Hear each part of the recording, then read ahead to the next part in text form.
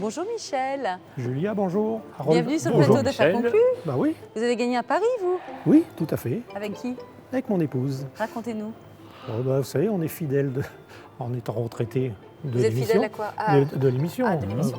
Et j'ai été dans mon bureau, j'ai pris cet objet, j'ai fait une photo et j'ai envoyé. Et vous avez dit à votre femme, j'irai à Affaires conclues. J'irai à faire conclu. Et quand j'ai quelque chose dans la tête, je ne l'ai pas dans les pieds, comme on dit. Et donc vous avez été sélectionné, et ça ne m'étonne pas Michel, Ben parce que Harold, vous me faisiez remarquer juste avant votre arrivée que vous n'aviez jamais vu une lampe berger galée sur le plateau d'Affaires conclues. Absolument, c'est une grande première pour nous. C'est un objet qui vous plaît beaucoup, pour quelle raison? Eh bien, alors, c'est déjà la création de la lampe berger. J'ai potassé un petit peu pour m'informer. Je ne me souvenais plus que cette lampe a été inventée par Maurice Berger en 1898. Il dépose un brevet qui explique la combustion catalytique, donc ça permet de diffuser des parfums. Et à l'origine, ces lampes étaient destinées à assainir les atmosphères dans les hôpitaux ou dans les morgues. Donc vous voyez, tout ça n'est pas très joyeux.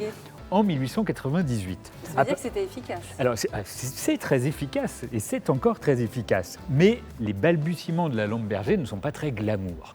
À partir de 1902, Maurice Berger arrive à commercialiser quelques lampes dans des pharmacies parisiennes, mais surtout en 1910, il va ouvrir sa première boutique. Et lorsqu'il va ouvrir sa première boutique, eh bien, il va avoir l'idée de se faire assister par des créateurs dans différents domaines pour rendre cette lampe un petit peu plus attrayante. Donc il va demander eh bien, à Limoges de lui fabriquer des pieds en porcelaine, il va demander à quelques fabriques de faïence de fabriquer des modèles, à Lalique d'en fabriquer en verre, et puis à Émile Gallet d'en fabriquer avec cette technique qu'on connaît bien, le verre multicouche, vous voyez, avec un fond blanc-jaune sur lequel sont superposées des couches de différentes couleurs, une couche verte, une couche brune, et tout ça est dégagé à l'acide fluorhydrique pour donner cette impression de camée qui est vraiment caractéristique d'Émile Gallet. Alors ce qui est très intéressant, c'est que ce piétement d'Émile Gallet, vous voyez, est signé ici, mais vous avez également l'étiquette, la première étiquette qui date vraiment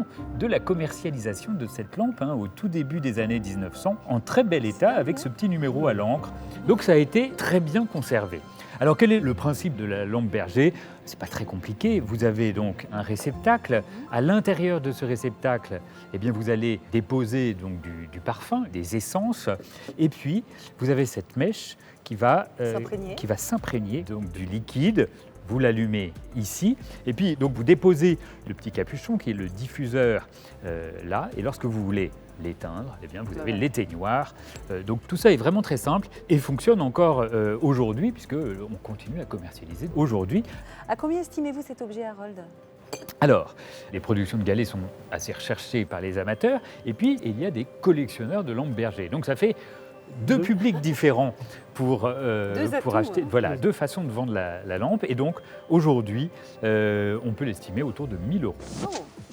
Très bien. 1 000 €, c'est Très une belle bien. estimation. C'est une belle estimation et je pense qu'en salle des ventes, ça fera peut-être un peu plus. Eh ben, c'est tout l'objet de cette C'est émission l'objet. et c'est tout votre travail, celui qui vous attend, à aller séduire nos acheteurs en salle des ventes. On va essayer. Belle vente à vous. Merci. Au revoir. Au revoir. Michel.